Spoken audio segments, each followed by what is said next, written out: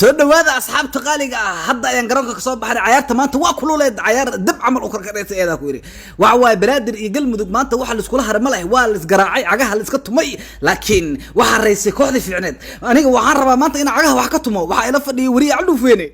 madaxdaro hadda maaragtay garoonka ka soo baxnay anaga baxdana soo fariisanay aniga ma carabtu luuqa saali saara amrata iya waa ka suraa igu camaran loo yiri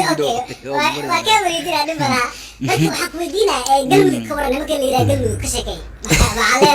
wariyo Galmudug laba qayaana maanta ku dhacday laba jeer la qayaanay qayaanada koowaad waxay tahay in loo balan qaado Turki ciyaaryahankooda laacibka ah ay Sharqaawina loo balan qaado gabar marka nin Turki loo balan qaaday oo gabarna loogu daray waxa maanta dhan waa fakarkaas u baarata horta weerarkaas taasku tan labaad waxay ahayd jawaan oo maarta ayax ka buuxo cadaadad laga soo dhiibay oo maqaayad oo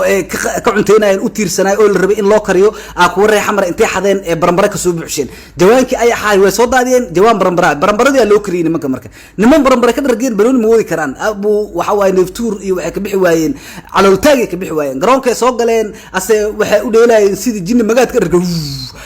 ayaga waxa ku dhaawac qabtaa wax amanka taagayaan wax inta la waay half time marka la baxay oo gudaha la galay anin walba caloosha laga